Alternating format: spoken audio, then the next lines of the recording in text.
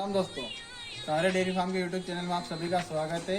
Dairy farming से related regular video डालते आ रहे हैं हम। आज का हमारा मेन टॉपिक रहेगा मैनेजमेंट के ऊपर। आप हमारे चैनल को वीडियो को इतना अच्छा सपोर्ट दिखा रहे हैं, इसके लिए बहुत बहुत धन्यवाद।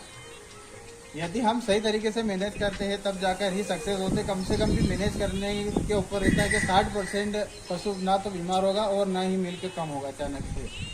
बहुत सारे भाइयों के कमेंट आते हैं कि मिल्क कम हो गया कि एकदम बढ़ गया, तो वो मैनेजमेंट का ही रहता है। चलो आइए हम हमारा दिखाते हैं मैनेजमेंट आपको। अभी का टाइम सुबह के 11 बज रहे हैं। देख लीजिए आप, हमारे पशु सारे बैठे हुए हैं। बिल्कुल फार्म भी धो के क्लियर कर दिया है। बहुत सारे भाइयों को क्या रहता है कि पता नहीं, जब कहीं जाना रहता है तो सुबह जल्दी से निराव करना है कि फिर बाद में करना रहता है, या फिर सही से मैनेज नहीं कर पाते। इस कारण से बहुत सारी समस्या आती है। अभी आप हमारे चैनल को इतना अच्छा सपोर्ट दिखा रहे हैं, इसके लिए बहुत बहुत धन्यवाद। आप जुड़े रहिए। आने वाले दिनों में हम काफ़ी अच्छी जानकारी देंगे आपको। लंपी स्किन में भी दिखाएंगे, हमारे पशु का लंपी स्किन भी हुआ था, और नए पशु लाए हम वो भी दिखाएंगे आपको।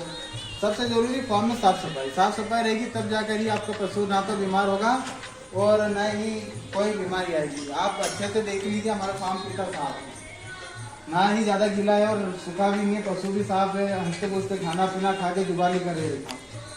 बिल्कुल कोई बैठा है तो कोई जुगाली कर रहा है। डेयरी फार्मिंग का ये उद्देश्य नहीं है कि हम सिर्फ दूध निकाल कर पैसे कमा रहे। डेयरी फार्मिंग में ब्रीड पे भी ध्यान देना, हमारे पशु की सेहत पर भी ध्यान देना, मैनेजमेंट भी करना है, वापस प्रॉफिट लॉस का भी देखना है हमें सिस्टम। ये नहीं कि हम सिर्फ खिलाए जा रहे हैं तो लॉस भी हो रहा है। और ये भी यदि हम डेयरी फार्मिंग कर रहे हैं तो ये नहीं है कि हम लेबर के भरोसे छोड़ दें या फिर हम कहीं भी घूम फिर सके। डेयरी फार्मिंग करनी है तो हमें समय का सबसे बड़ा ध्यान रखना पड़ेगा। हमें समय मैनेज करके चलना पड़ेगा, तब जाकर ही सक्सेस हो पाएंगे। समय का सबसे बड़ा रोल रहता है डेयरी फार्मिंग में। अभी हम फील्ड में देखते हैं और हमारे इधर लोकल में भी देखते हैं कि बहुत सारे भाई क्या पता नहीं समय मैनेज ही नहीं कर पाते, या तो फिर दूध देने बाहर जाते हैं तो 2-2 घंटे का समय खराब होता है। और ये एक दिल में एक धारणा बनी रहती है कि हम दूध भी खुद रिटेल कर लेंगे, फीड भी घर का बना लेंगे, अच्छी ब्रीड भी पाल लेंगे, तो ये इम्पॉसिबल है। आप शुरू में पहले तो ये कीजिए कि कम से कम किसी कंपनी को दूध दीजिए या फिर कंपनी का फीड बनाकर खिलाइए। आप तीनों चारों काम एक साथ करेंगे तो आप मैनेज नहीं कर पाएंगे। डेयरी फार्मिंग में सबसे बड़ा है मैनेज करने का। यदि मैनेज नहीं कर पाते सही तरीके से तो बंदा फेल होने के बहुत ज़्यादा चांस रहते हैं उसमें। तो मैं तो ये रिक्वेस्ट करूँगा कि आप सही से टाइम दीजिए। पहले आप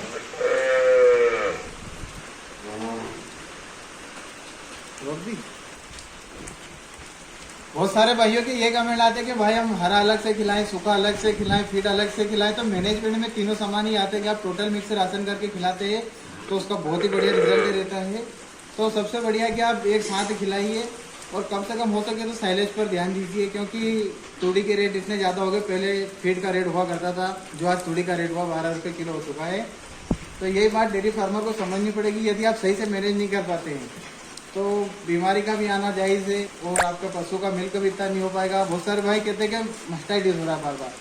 तो मास्टाइटिस के बहुत सारे कारण रहते हैं। सबसे मेन कारण रहता है आपका मैनेजमेंट। फंगस वाला खिलाएंगे तो भी उसमें मास्टाइटिस होगा। आपके फार्म की साफ़ सफाई नहीं रहेगी, उसमें भी फंगस आने का चांस बहुत ज़्यादा रहता है। तो मैं तो यही कहूँगा कि आप साफ़ सफाई पर ध्यान दीजिए, अपने पशु को जो चीज़ से बचाइए। मैनेजमेंट ऐसा कोई है नहीं कि बाहर से MBA पढ़ा हुआ लड़का आकर हमारा फार्म को मैनेज करेगा। मैनेज हमें खुद को ही करना है। कि 24 घंटे बनाए गए, इसमें से 4 घंटे पशु के लिए खाने पीने के लिए, दूध निकालना, पानी पिलाना, और 20 घंटे आराम करने के लिए होना चाहिए। ये अभी तो हम आज वीडियो बना रहे हैं इसलिए हमारे पशु सारे खड़े हो चुके हैं, वरना एक भी पशु खड़ा नहीं रहता है। सारे बैठते रहते हैं। सुबह 10 बजे गोबर निकालने के बाद 2 बजे तक एक भी पशु खड़ा नहीं होता है। बहुत सारे भाई के ये कमेंट आते हैं कि हमारी HF गाय बार गोबर करती है, हम HF गाय नहीं रखना चाहते, हम भैंस रखना चाहते हैं। हमारी गाय देख लीजिए, बिल्कुल हंसते पूछते। बहुत सारे भाई कहते हैं कि हमारे पशु कमज़ोर है। मेरे को भी बोलते हैं कि आपके पशु कमज़ोर है, तो आप पशु को चर्बी ना चढ़ाएं। पशु को आप अच्छा डाइट प्लान दीजिए। आप बिल्कुल हंसते पूछते रहना चाहिए। ज़्यादा पशु मोटी चमड़ी का हो जाएगा भी तो आपको पशु दूध नहीं देगा। अभी हम आपको दिखाएंगे हमारी गाय की लाया। अभी बहुत कमज़ोर है वो, लेकिन फिर भी 25-26 लीटर दूध कर रही है। हमें तो इससे बहुत ज़्यादा है, लेकिन अभी कुछ इन्फेक्शन होने के कारण इतना मिल्क नहीं दे पा रही है। तो इसका भी क्या ट्रीटमेंट कर रहे हैं हम, वो भी आपको अगली वीडियो में मैं प्रैक्टिकल करके दिखाऊंगा। कौन सी दवाई इसको डलवाई अंदर, खुद से डाली मैंने, कौन से इंजेक्शन लगाया, कौन से एंटीबायोटिक लगाया, और खाने में क्या दे रहे हैं। 4 किलो फीड खा रही है, 2 किलो सुबह और 2 किलो शाम को। फिर भी 26 किलो दूध है, लेकिन बॉडी स्कोर कम हो रहा है। तो हमें अभी दूध नहीं लेना चाहिए, लेकिन क्या करें, दूध भी आ रहा है और फीड भी कम खा रही है। इनका ना अंदर इन्फेक्शन हो चुका है। इस कारण से थोड़ी सी समस्या कर रही है गाय। और अभी एक लंपी भी हुआ था, उसका भी ट्रीटमेंट आपको दिखाएंगे, सही हो गया लगभग 95%, तो उसका भी आपको दिखाएंगे बहुत जल्दी। कल एक गाय की कालविंग हुई है, उसमें भी क्या क्या समस्या आती है वो भी आपको दिखाएंगे। हम जुड़े रहिए। लेकिन सबसे जरूरी 3 पार्ट थे हमारे, तो हमने तीनों पर वीडियो बना दी है। अब आप देखिए और आगे अगला कौन सा वीडियो चाहिए। आप सभी के कमेंट आ रहे थे कि भाई आपका पशु का इंटरव्यू भी दीजिए, तो आपको सबको एक एक करके हम पशु से मिलवाएंगे। लेकिन जो 3 पार्ट थे उस पर वीडियो बनाना बहुत जरूरी था। आपको अगले 2 दिन में एक इतनी शानदार वीडियो आएगी जिसको काफी समय से इंतजार था कि बाहर से लाए गए पशु को किस प्रकार से अपने घर पर सेट करना है। आने वाले दिन में 2 दिन में हम बहुत शानदार जानकारी देंगे एक वीडियो पशुओं की, बाहर से लाए गए पशुओं को किस प्रकार से सेट करना है। और रही मैनेजमेंट की बात, तो मैनेजमेंट में ये नहीं है सिर्फ कि पशु का दूध निकालना और उसे फीड डालना, सूखा डालना, हरा डालना। मैनेजमेंट में डीवॉर्मिंग भी है, जीव चिचड़ की भी समस्या है, वैक्सीनेशन की भी है, यहाँ समय पे करना, पशु का रिकॉर्ड रखना। यदि हम मैनेज नहीं करेंगे हमारा दूध कहाँ जा रहा, क्या रेट में बिक रहा, कितना खाया, कितना प्रॉफिट हुआ, ये भी मैनेजमेंट में आता है। बहुत सारे भाई कहते हैं कि हमें तो इतना प्रॉफिट हुआ, इतना लॉस हुआ, तो ऐसे नहीं बता सकते। मैनेज कीजिए प्रॉपर। यदि आप मैनेज नहीं कर पाएंगे सही से तो बहुत सारी समस्या आएंगी। वैक्सीनेशन पर भी हम आपको एक अलग से वीडियो देंगे, AI पर भी देंगे, सीमन पर तो दे चुके हैं, फीड पर भी देंगे हम हमारा फीड। आप बता पूछ रहे थे बहुत सारे भाई कि कौन सा फीड खिला रहे हैं, तो मैं आपको फीड प्रैक्टिकल करके भी दिखाऊंगा कि ये इतने सारे न्यूट्रिशन मिलाकर हम एक फीड बना रहे हैं। बहुत अच्छा बढ़िया टॉप का रिजल्ट है उसका। तो आज मैनेजमेंट पर वीडियो बनाना बहुत ज़रूरी था। सभी पशु का इंटरव्यू करवाएंगे आपको हम एक एक करके। लेकिन जो 3 पार्ट पर वीडियो बनाना जरूरी था, इसलिए मैंने आपको वीडियो दिखा दी। आप हमारे चैनल से जुड़े हो और अच्छा सपोर्ट दिखा, इसके लिए बहुत बहुत धन्यवाद।